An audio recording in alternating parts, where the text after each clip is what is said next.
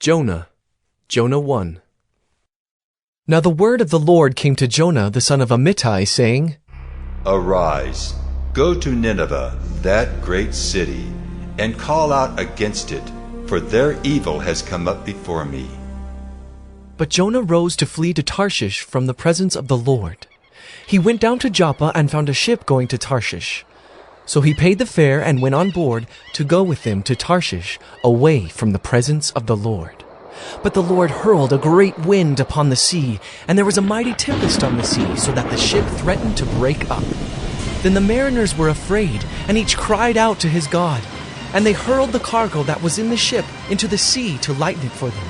But Jonah had gone down into the inner part of the ship, and had lain down and was fast asleep.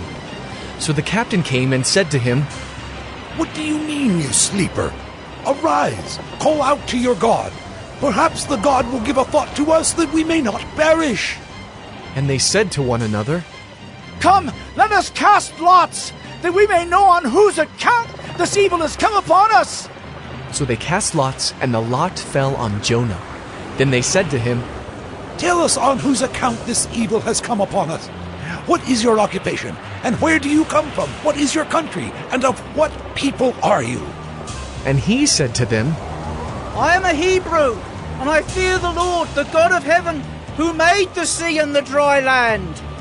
Then the men were exceedingly afraid and said to him, What is this that you have done? For they knew that he was fleeing from the presence of the Lord, because he had told them. Then they said to him, What shall we do to you, that the sea may quiet down for us? For the sea grew more and more tempestuous. He said to them, Pick me up and hurl me into the sea. Then the sea will quiet down for you. For I know it is because of me that this great tempest has come upon you. Nevertheless, the men rowed hard to get back to dry land, but they could not, for the sea grew more and more tempestuous against them.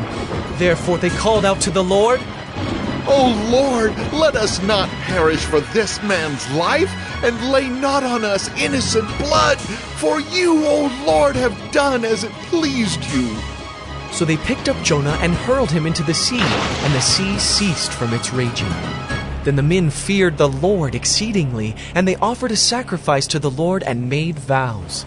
And the Lord appointed a great fish to swallow up Jonah, and Jonah was in the belly of the fish 3 days and 3 nights. Jonah 2. Then Jonah prayed to the Lord his God from the belly of the fish, saying, I called out to the Lord out of my distress, and he answered me. Out of the belly of Sheol I cried, and you heard my voice. For you cast me into the deep, into the heart of the seas, and the flood surrounded me. All your waves and your billows passed over me. Then I said, I am driven away from your sight, yet I shall again look upon your holy temple. The waters closed in over me to take my life. The deep surrounded me. Weeds were wrapped about my head at the roots of the mountains. I went down to the land, whose bars closed upon me forever. Yet you brought up my life from the pit, O Lord my God. When my life was fainting away, I remembered the Lord, and my prayer came to you, into your holy temple. Those who pay regard to vain idols forsake their hope of steadfast love. But I, with the voice of thanksgiving, will sacrifice to you. What I have vowed, I will pay. Salvation belongs to the Lord. And the Lord spoke to the fish, and it vomited Jonah out upon the dry land.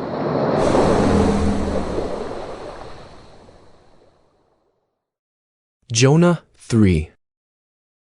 Then the word of the Lord came to Jonah the second time, saying, Arise, go to Nineveh, that great city, and call out against it the message that I tell you.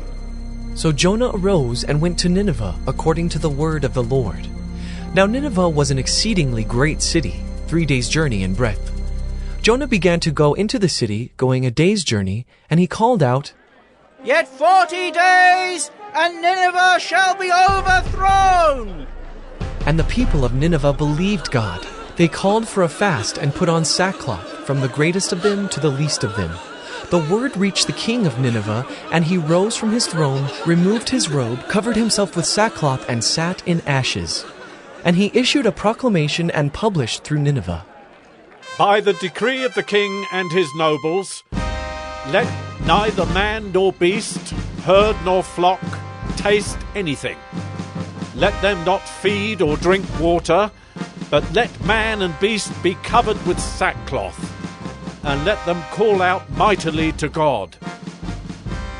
Let everyone turn from his evil way and from the violence that is in his hands. Who knows? God may turn and relent and turn from his fierce anger, so that we may not perish. When God saw what they did, how they turned from their evil way, God relented of the disaster that he said he would do to them, and he did not do it.